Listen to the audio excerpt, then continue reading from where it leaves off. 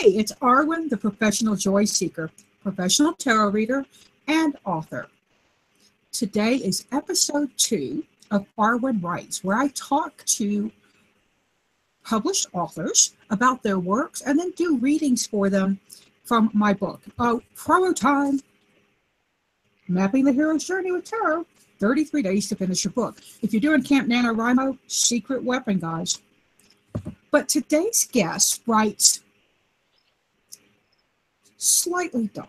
She likes paranormal elements. Her first series was called the Dark Hearts series, and it's a complete three-book trilogy that's already out. So you can get all 3 books. I know some people don't like to read one. Get them all together and go on a reading binge. It's got a little bit of a gothic tone to it. She and I were talking before this about our own love of gothic romance. So I would like for you to welcome Pat Esden. Pat, thank you so much for joining me. Can you please tell us just a little bit about what you write and why you write?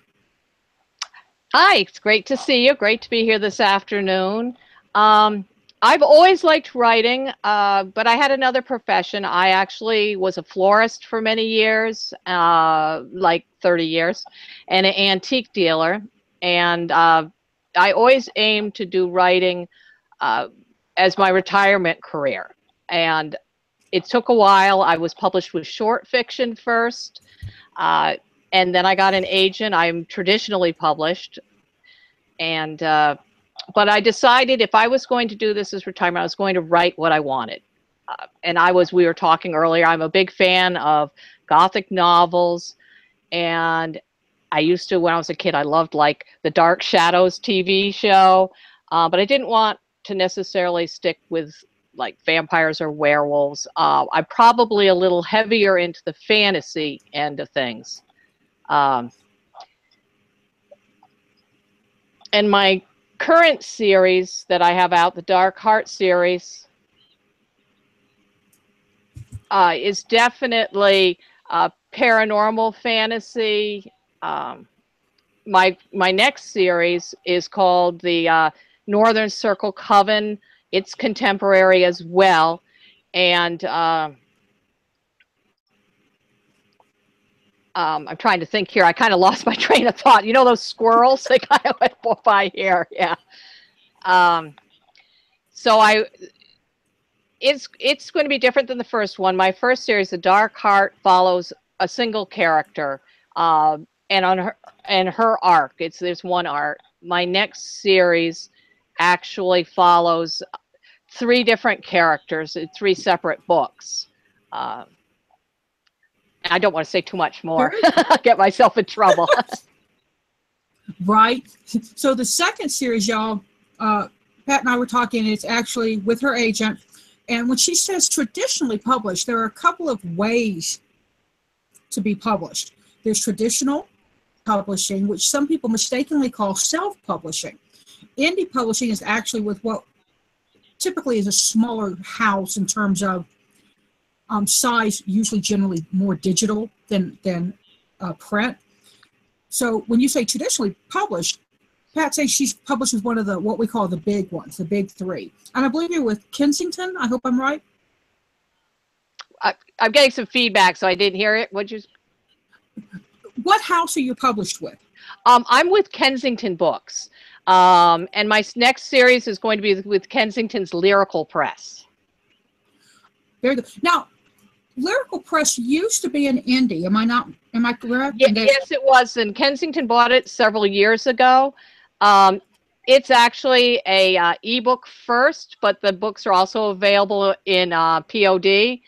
I'm very excited about it because it allows the books to come out a little less expensive, as less expensive ebooks. Whereas my current ebooks, they're on sale right now, but they were actually like $11.99 when they first came out. Yeah. And people get very cranky sometimes about the Kindle prices and why does the author do this? Guys, the author really, if they're traditionally or indie published, they have no control over their price point. That comes from the house. Yeah, that's exactly right. I keep seeing reviews where people say, good book, not worth $6.99. You know, leave the price out of it, guys. You go eat a meal and you're willing to pay $50 for a piece of steak that big and you don't complain about it. Why do that to authors on their reviews? I'll stop. Yeah. But the third way, so I talked about traditional, then indie, and then there's self-publishing. And I actually went self-published with my nonfiction. My fiction was published with an indie publisher, but that publisher had some problems. And we took our books back. We chose to no longer be associated there. And now we're going to be publishing those. I write as a team for my fiction books, and we write a lot of paranormal. But let's talk about fantasy, because fantasy is one of those places. We've got urban fantasy, we've got modern fantasy, we've got high fantasy. What are your feelings about all the levels and the differences in fantasy? Do you think it's a good thing, or do we just need to call it all fantasy? I don't mind having the levels, because I think it makes it a little clearer for people what they're looking for. Because if you're looking for an epic fantasy, like a Lord of the Rings type thing, that's so different than contemporary fantasy. Where I personally have a problem is I write paranormal with strong romantic elements, but it's not traditional paranormal romance. I write in one point of view, and I do have some issues with people where it isn't exactly the expectations they want. Mine have happy ever afters, but you aren't getting the male and then the woman. So I personally actually wish the romance aspect more than the fantasy would loosen up a little bit. You know, and I also, I don't know, like urban fantasy, the problem is urban fantasy has never had a place to be like, urban fantasy takes place in the country. There's doesn't, you know, not city urban. What do you call that? And there still really isn't a term for that, which is probably closer to what I write. You know, action, romance, but a little bit less of the drama of the romance. My romances are more mature, a little less of the Twilight kind of, you know, my heart is breaking kind of thing. I'm laughing, y'all, because, and I am vocal about it. I have never been shy about it. I loathe the Twilight series because of the relationship. The writing, I think, is fine, but it's the way those characters, Edward and Bella, relate. I just want to reach in there and shake Bella until she wakes up and stops acting like a 14-year-old instead of an 18-year-old. So, yeah, no, I'm with you there. And actually, it's interesting. I am not necessarily totally taken with alpha man. I like strong men, but I don't like as alpha holes, as I've heard some people refer to them as. I've never heard that. I love it. Yeah, that, you know, that to me should go the way of the, oh, he raped me and now I'm going to fall in love. You know, that the romance used to have. That yeah, I don't like that. Yeah, You know. It's. I think it sets people up, particularly. It's been proven. They've done research in big name institutes that romance helps women escape, if just mentally at first, and then actually physically give them hope to leave, who are in really bad relationships. And I'm talking serious abusive junk, y'all. So when we write a book, part of what we're doing as writers, as a romance writer, is offering hope and showing how a relationship can be. And so I like realistic relationships. I actually like, it's urban fantasy, and gosh, like Janine Frost, who writes, and her characters fight. They have real arguments, and you know, they actually show you how to fight in a realistic way with a love partner. So I think it's important that we have real relationships. Now, we are going to talk a little bit about Oh, we've got a whole bunch of people. And hey, guys, I'm just kind of monitoring the chat right now. We may open it up for questions at the end. If I don't have a moderator show up, Mira, are you going to be here for the full thing? And if you are, can you let me know that you wouldn't mind kind of doing my moderation for me? I appreciate it, honey. What we're going to do, yesterday, I did the Hero's Journey 1, 2, and 3. And it just happened that the next interview that was set up was 4, 5, and 6. So it's like, thank you, universe. But we're going to do the mentor, crossing the threshold, and then test enemies and allies. Those are the next 3 in the hero's journey. And the hero's journey, as I talked about yesterday, is something that happens in all good stories. And you'll hear me say this a lot. The Three Little Pigs has a hero's journey. The movies I use in my book are Star Wars, Wizard of Oz, Avatar, and Shrek. I feel like they're fairly well known, and it's a wide enough variety for everybody to try to kick in on. So what we're going to start with is we're going to look at book 2 that Pat has started. And Pat, tell me the name of your character. I know this is fantasy, and we're going to call it, we'll just call it country fantasy, farm fantasy. That just brings there up a whole different. You could just call it paranormal fantasy. They're actually in a city for Vermont. The story takes place in Burlington, Vermont. So they are in a city.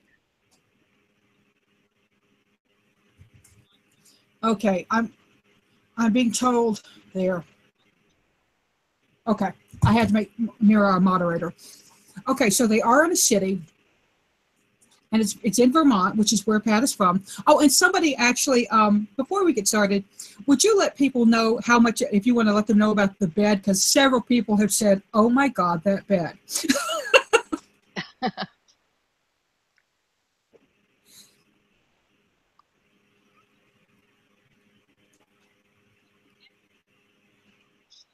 I don't know did you hear me, Pat? I'm awfully delayed. I'm getting a long delay before I hear you. That's one of the problems. That's okay. Yeah. So people are asking you about the bed.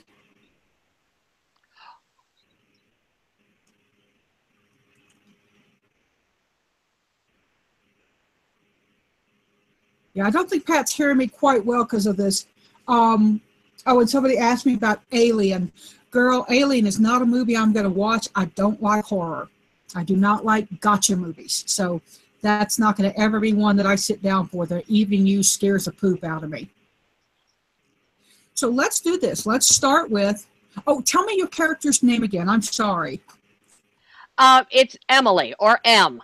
Okay, so Emily or M. And we're going to look at the mentor first, the mentor. And here's how the mentor spread plays out. You have card 1 is how the hero sees the mentor at first. And the middle card, with 3 cards, I do card 1, card 2 in the middle, which is the mentor. So in the middle on each of these spreads is whatever stage we're at. So we're going to pull a card for the mentor. Then we're going to see one that how the hero sees the mentor at first. Remembering that your first view of your mentor can be not good. Luke's understanding in Star Wars of his mentor is that it's crazy old Ben, you know, the weirdo who lives out in the sand. He doesn't see him as a wise old man. So that's his first impersonation. Card 2 represents the most important lesson the hero will learn from the mentor. And as I said last night, something to remember is that the mentor is not always a good example. Sometimes they're a really bad example of what not to be. I can't remember the guy's name, but in the boiler room, the really obnoxious guy who gives that really long speech, he's a good example of a bad mentor. Right? He's what you don't want to be. And the mentor it's a broader category than wise old person. So that's what I want y'all to remember when you think about the mentor. And we're going to draw for Emily's mentor now and see. And this is, when I do this tarot reading for writing, the cards, the author is the absolute omnipotent voice of their universe. So I tell people, read the story, see what the cards tell you. You don't have to read the meaning of the cards. So the mentor, this card showed up yesterday a lot. The mentor is somewhat of a guide, somebody who shows people where to go. I am actually talking slower because I think that will help the lag. Y'all can laugh at me now. But his whole thing is, he's very intellectual, and it does feel male to me, but it feels like it may be somebody who's in Emily's sphere, but it may not be an older person. Her mentor may be somebody who's slightly younger or comes across as young. We all met those people who say they're 56 and act 30. But so that's her mentor, and there's a guide aspect to this mentor. They want to show Emily how to go somewhere. They want to almost, and I know this term is coming up because of what we talked about from book 1, but almost like a Sherpa. I will help you get up that mountain. I will help you do this. And at some point, I will be behind you, prodding you upwards. So how she first sees the mentor, there's a little bit of romance there, possibly. There may be a little bit of heart involved, because this is the Ace of Water. And this is the salmon who must swim out into the deep water. Her role, there may be a flip-flop of roles. She may be talking to this person about, how to go find love, how to embrace the world, that sort of thing. But then it flips when this person becomes her mentor. That's an odd card for me, is how they first see them, because kind of young and love and emotional openings, right? The third card, and I'm going to shut up and let Pat talk, is the most important. No, it lesson. Actually makes sense. What those cards make a lot of sense. Okay, good. Because one of the things I was thinking was, I had several choices, obviously, because I haven't. I'm a plotter, but I'm just beginning to plot, and that actually is one of the choices, and it works perfect. Well, here's the biggest lesson from the mentor: how to get by in the world when you think you can't. I can see this is a person out in they've built a shelter in the woods, and they're learning how to be enough by themselves. Because this card generally represents a removal from community, a loss of home. It could be a pretty significant card when you're reading it in divination. But here what I see is learning how to be by yourself and learning how to be enough. That's just the term that comes to me, is he will teach her how to be enough for herself. And what is that thing we always tell people? You must love yourself first. And this is more than loving yourself. This is learning to depend on herself and trust herself. Trust her own ability and her own body. She may have been betrayed by her body at some point somehow. I don't know what that means, but that came up. What you've talked a little bit about the first 2 cards. So what is your feedback on that?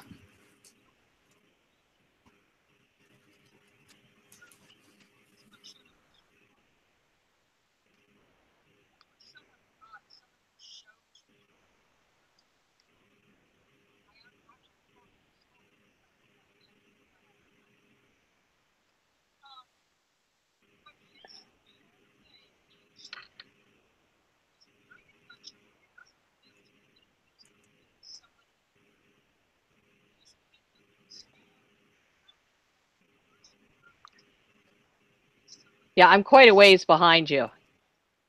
No worries. Yeah.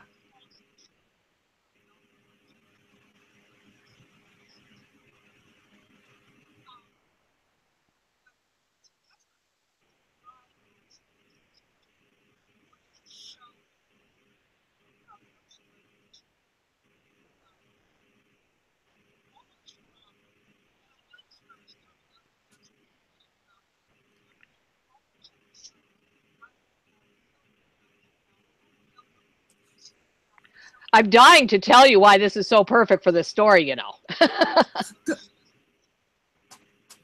Do you want me to tell you now? There's actually the main character's main issue, which I would call part of the emotional journey, is she's actually a recovering alcoholic. And she's at the point, the very beginning of the story is an experience that she has where she sees a ghost, and that's her moment of clarity where she becomes sober. The bulk of the story takes place 275 days later, and her love interest has actually been sober for 5 years. And so they do not, it's perfect. Because he's been brought in to actually investigate the coven, and he has some reasons to break it apart. And his secret is that he doesn't talk about his personal part of his life. And they meet at an AA meeting, and they realize that they actually have something very much in common. So the cards you picked actually speak to me that it might be that part of the thread. There's an action plot line too, but it helps me think about how to develop their romantic relationship, that maybe it comes from that particular, the issue of the alcoholism, more than I was thinking. Pat, you may be watching the YouTube channel. The YouTube live video will have a very long lag. If you have that on, turn it off. Okay. And go to the Google Hangout. I'm on the Google one. You're only on the Google one, because I can hear myself as though you're watching the YouTube one, so that's weird. Up on the left-hand side, do you see when you scroll over to the left, do you see a chat button over there? I see a live button, and maybe that's my problem. The live button should be up on the right-hand side. Yeah, it's up there. Okay, so you are in the Google Hangout. We thought you might be on the YouTube one. But I have very slow internet here, so it could be me. It might be. Yeah. So what I'm going to do next, I'm going to read the Crossing the Threshold, and what I'll do when I'm done is I'll just do a thumbs up to you. So when you're ready to talk, when you've heard enough of what I've said, go ahead and jump in. Okay. And what we're looking at now is the threshold, crossing the threshold, and card 1 shows us the price your hero faces if she crosses. This is who or what could be lost, and it can't be redeemed. Once you cross the threshold, it's a done deal. Once Arthur pulls the sword out of the stone, it's pulled. And the card on the right represents the most compelling reason to cross. So the first one is, oh shit, what can I lose? And the other one is gain. And we'll first pull a threshold card to see what that moment is for your hero.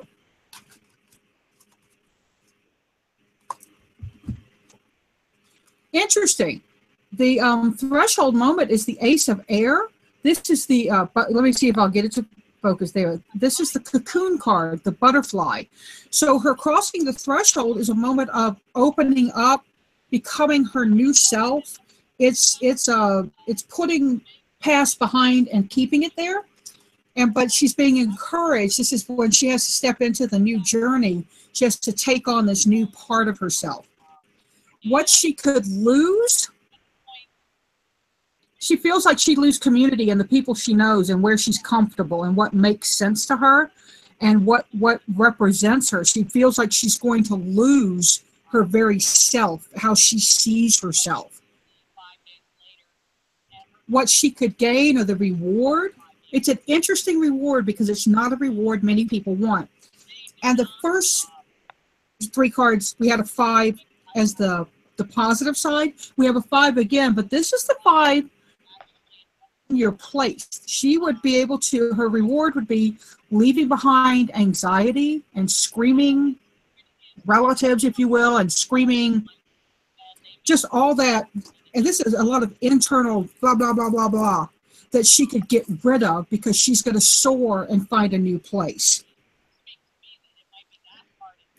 Well, it makes sense. I mean, it's pretty interesting. it's I'm trying to think of what to say because it really does. It fits what I'm thinking about doing, and actually what I'm learning is that my head is probably on the right path for where I'm going, which is a very important thing. Uh,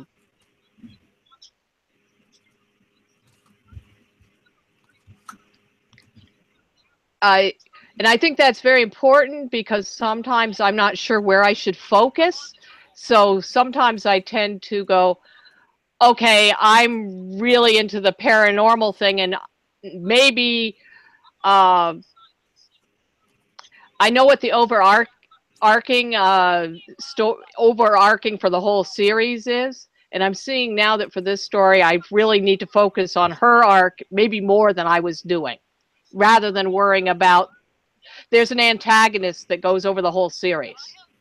And that maybe I was thinking too much about her and not enough about the main character. Because this makes total sense to me. I mean, you couldn't hit cards that were more appropriate for her issues. Yeah. Well, let's take a look at the third part, and that is test allies and enemies.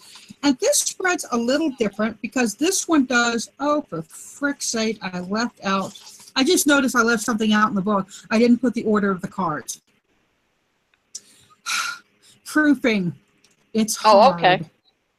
But this is test allies and enemies, and this is actually, the first card is your test. It's the most important thing your hero learns from all the tests in the books. And we're constantly testing our heroes, y'all.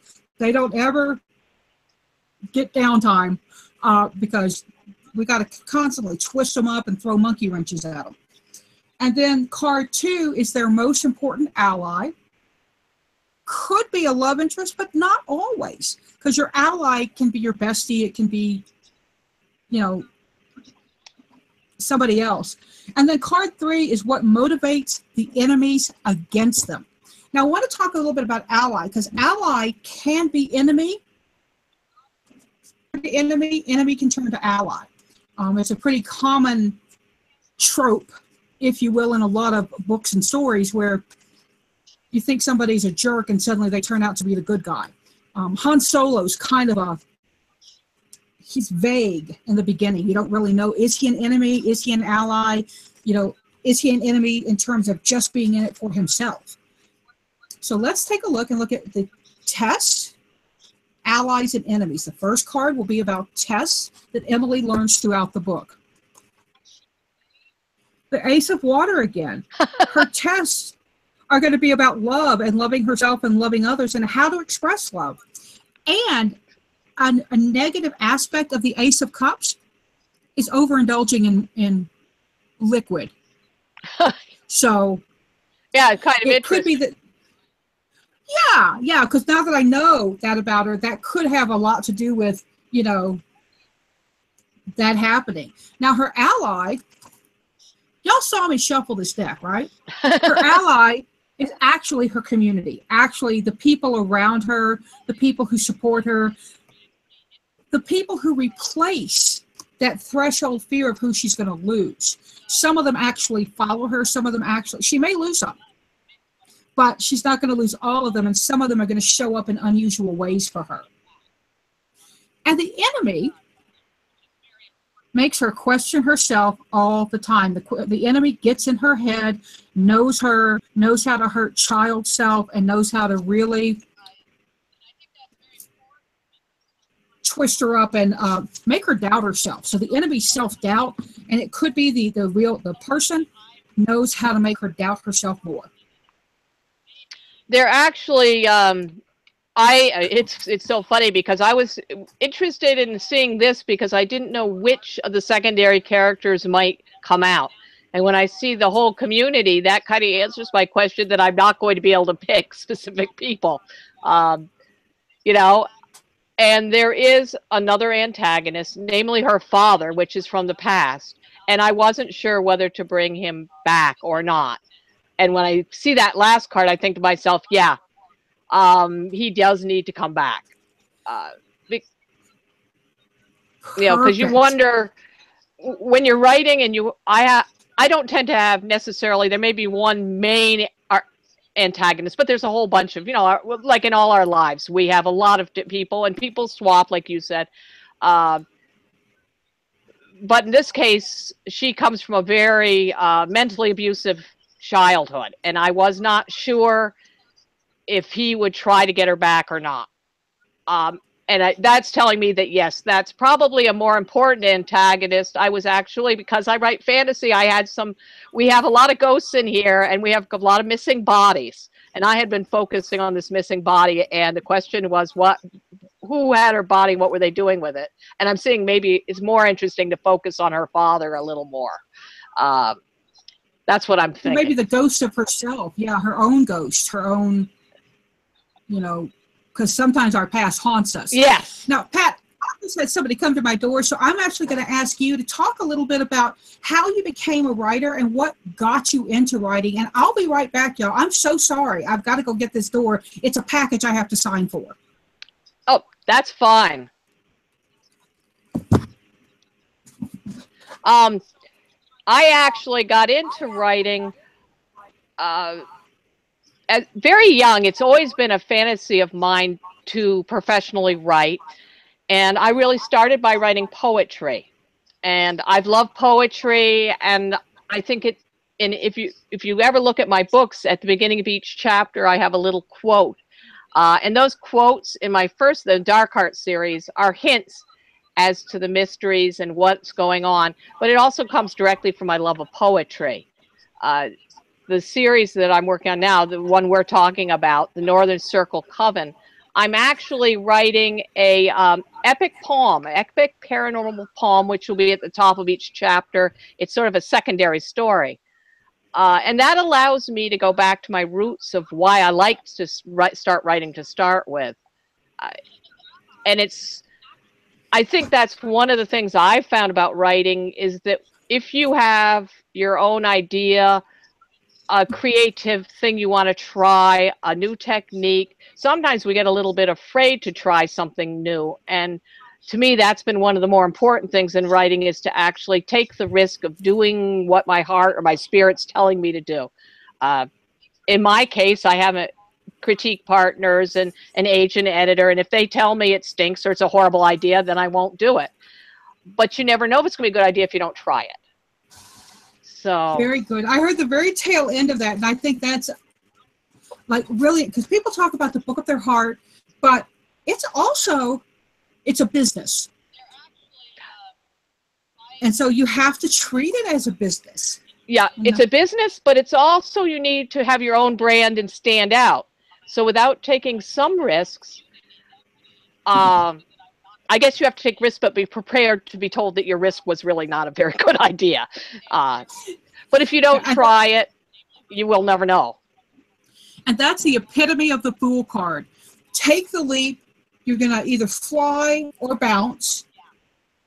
Either way, that's the whole point. You got to make the effort. Too many people have the first 10 pages written of their epic novel, and they never go past it. Yeah. Actually, the first book in the series, the one before the one that I'm writing, the Fool card is pretty much just came up all the time. That's my main character. That's her. That's her personality. That's what she is. It's funny how a character, just one card, really represented her. So now, did you do tarot work for that book? Do you use tarot as one of your tools? What are some of your writing tools? I actually am an index card fan. I have a bulletin board right here, a whole wall, and I do a bulletin board. I put my turning points up on index cards, and then I fill in the spaces. I use Pinterest. I have, if you go to my Pinterest board, all my novels have pictures, but even I have secret boards where I put pictures of things. And the girl there, the character that's the Fool card stands for, has lots of pictures of leaping and jumping and going into, it's just things that she does. I don't read tarot. I like tarot cards. I actually don't know why I came up with that one for her. It just was her, and I also do Spotify. I do playlists. So all my novels have playlists, and so I can look at Pinterest, and I can listen to Spotify and get myself into the mood to swap from story to story or even character to character. But I have to have like my plot where I can see it. I can't have that online. I like colors. How often do you have new story ideas pop up and try to take over what you're working on right then? Do you have that? Do you have a way to deal with that? Because I know a lot of writers, when you're writing one story, you're like, oh, I just read that news story and that would be so cool. Yeah, actually, I don't have that happen. I'm very monofocused. And it's more a matter of swapping from, like right now, I'm about to get notes on my last book in my last series, or my new book. It's more swapping between books. Okay. No, I don't have ideas all the time, but like we were talking with the cards, it helps me weed out extra ideas within that story. But I write very intricate, very in depth. So maybe that's what keeps it out, is I put all those ideas into the same novel. You know, they don't go into a new story. They're in that story. I love it. Now, I'm going to ask folks in the chat room, if you want, we'll open it up for questions. What I would like you to do is type your question in all capital letters so that we can see it. And I'm going to ask Random Witch, who's my moderator today, to kind of help me keep on track. And Random Witch is actually an author herself. So I may need to get you on here, girl, and do one of these for you. But while we're waiting for some questions to pop up, and this chat's been going gangbusters. Somebody said epic paranormal poem. Did you write a poem while I was gone? Oh, I was talking about poetry, because that's where I first came into writing, was from poetry. And I'm writing an epic poem that goes at the beginning of each chapter of this particular novel I'm working on now. All my novels have little things, the chapters that can be clues or hints. This particular one, I have the whole journey of her when she first actually realizes that she could see ghosts. The first ghost she sees is a kitten. And well, yeah, and that actually relates to her and her own life very much. So I'm hoping maybe it'll work. Maybe I'll skip the ideas. Each chapter will begin with a stanza from this epic poem that she's actually writing in a journal. We'll see. We'll see if it works. Very cool. Now, a couple of people are asking about playlists. And a couple of them, Random Witch says that's how she gets in the headspace. Elaine Haygood says, I can't even begin until I have a playlist. I can't write with music. If I have music on and it's got words in it, I'm typing the words. I might have like binaural meditation music going, but in general, silence. My writing partner, she writes to playlists. So when we were in the same room writing, one of us has to have headphones on. I actually write in silence, but I use the playlist to get into the writing zone. I'm doing a workshop next month for the Vermont League of Writers on using your senses to get into the writing zone. And for me, I'll light a candle. I have candles for each different novels and different characters. So I'll light a candle. I'll put on the music, but I'll hit the mute button when I know I'm in the zone. So, because I have to have silence, but it gets me in there.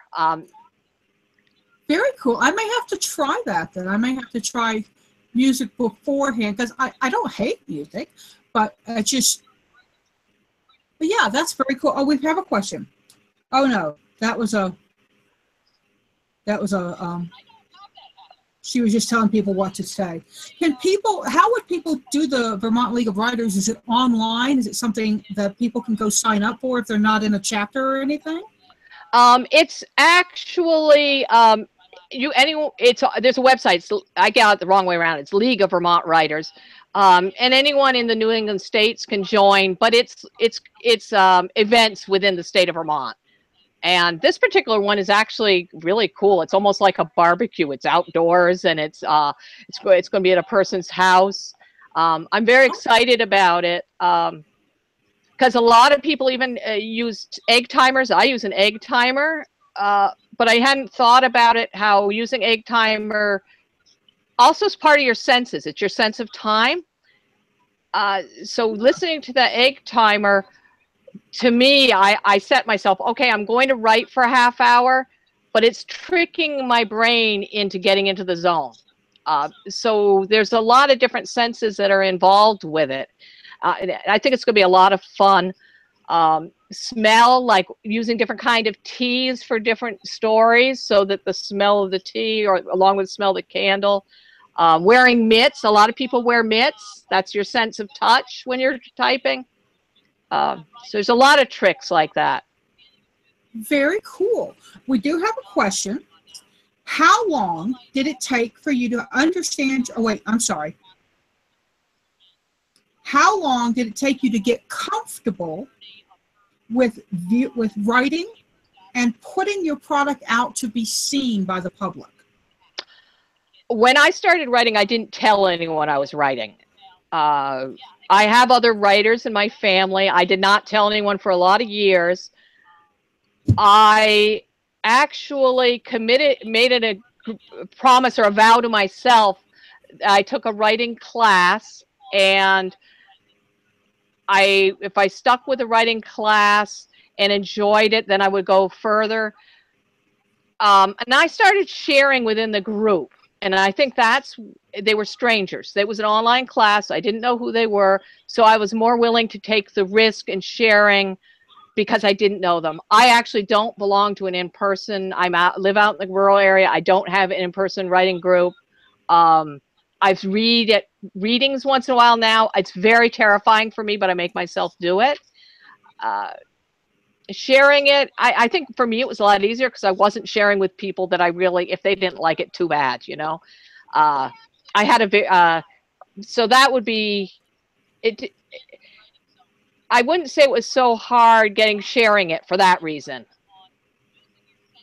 Very cool. Now let me hit on something you talked about. Being a writer can be super lonely. You know, many of us see what's in our own view, and we might see our spouses. What benefit has being a member, because I found you through the Published Authors Network, it's part of Romance Writers for America, y'all, and how important it is to join a group that supports what you write. But how important was it for you to find RWA, and what has it brought to you as a member? Well, I belong to a number of groups, and I would say RWA has been very, very helpful. I mean, I get it in my mailbox every morning, and I look at the messages every morning. I haven't been to the conferences. My original intention was actually to write young adult, so I started by going to SCBWI conferences, and they were tremendously helpful. I think the combination of doing things online, like through RWA and meeting people, combining it with going to conferences is important. I think that sometimes you have to keep trying things and every group is not going to always work. There are stinky groups out there or groups you as an individual aren't getting along with. And if it isn't, don't give up on groups, find a new one.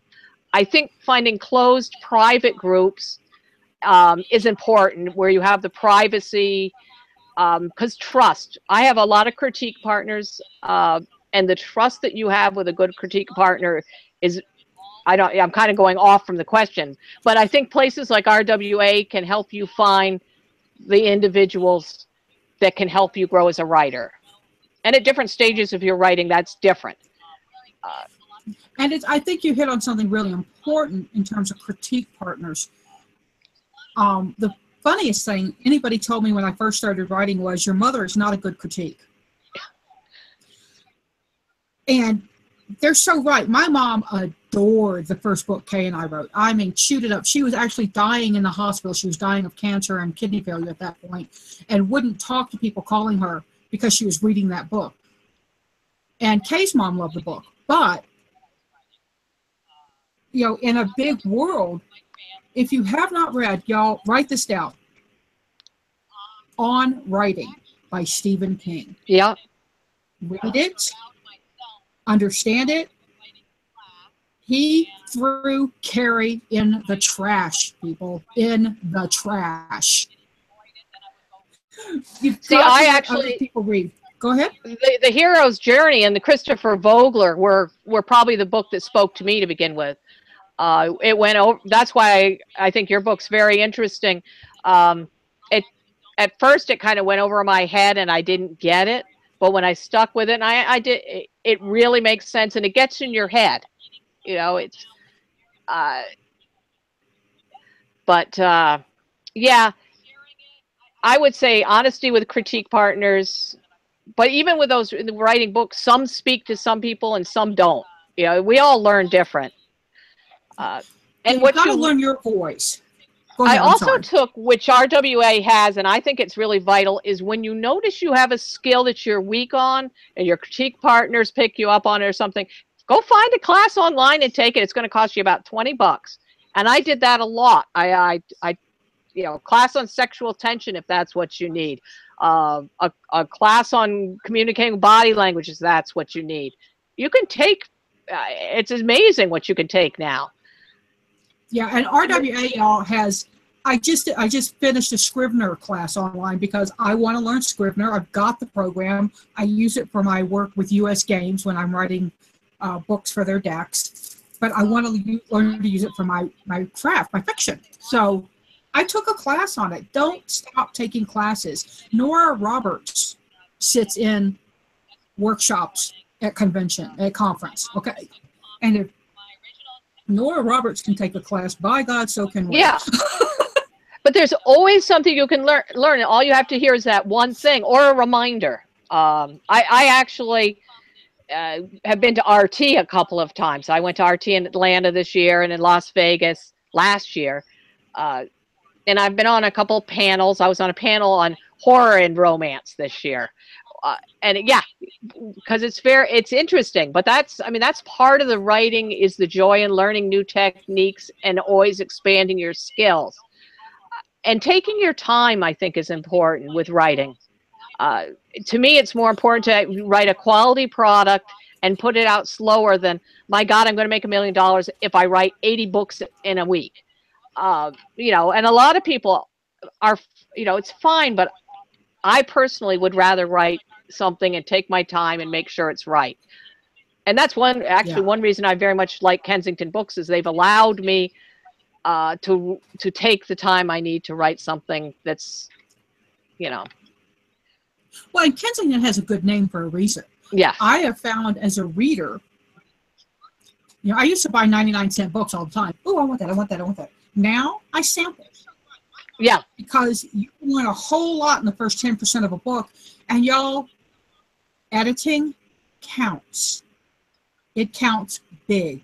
If you put a book out, like I just found an error in my own book. And so, of course, I'm horrified.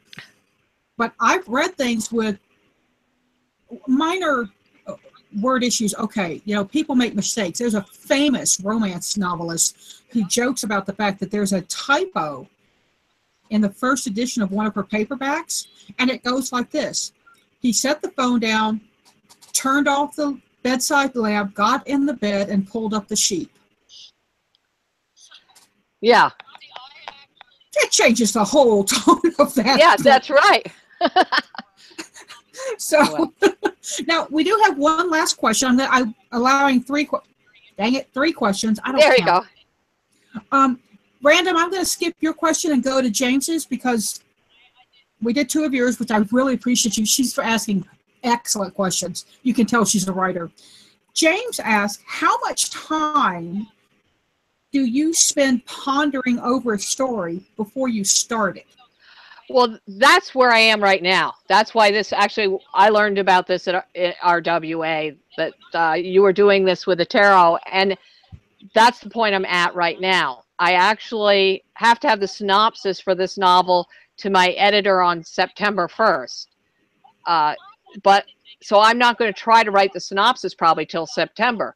But I start thinking, I'm plotting.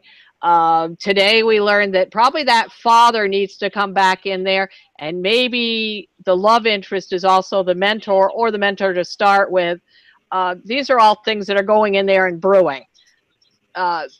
being traditionally published, I'm also aware of the fact that I need to start that first chapter and get that first chapter written even before maybe I've gotten the other things done. That's something I have learned that's pretty mandatory. It's also why sometimes you see first chapters at the end of a book that are totally different when the book comes out. But for me, I would say probably two months, though it's always in my head. Because I write series, as I'm written the first book in the series, I'm learning the next main character of my next novel. And there's little hints in there. I've even put a few little hints that when I revise might come out. But that's me thinking about the next novel. And that I say I don't write characters first, but I think I lie to myself. I think actually I do. I would tell you I write the plot first, but I don't. I think the action plot probably comes second more than I think. I don't know if that answers the question. If I do get an idea ahead, I will put pictures in Pinterest and I'll jot a few notes down, but that's it. Yeah, very cool though. Pat, thank you so very much for showing up and for being so generous with your time and knowledge for everybody. Well, I'm sorry about my slow internet that kind of did strange things, but that is perfectly okay. It'll give people time to take better notes because generally I'm going blah, blah, blah, blah, blah, blah, blah. So yeah. But I want people to remember, you can find Pat on Facebook. You can also find her on Amazon. I've linked both in the description box. I'll add links to the books we've talked about. And please, if you're on Amazon, if you have an author that you want to know about their books, click the follow tag. The follow button on their author page on Amazon will give you updates when new books come out. You can get her all 3 books right now. And then if you follow, you'll hear about when the Northern Coven series kicks off, and you can get those books as well. So I always say seek joy, y'all. And today we're going to remind you, write with joy. Pat, thank you very much. Thank you.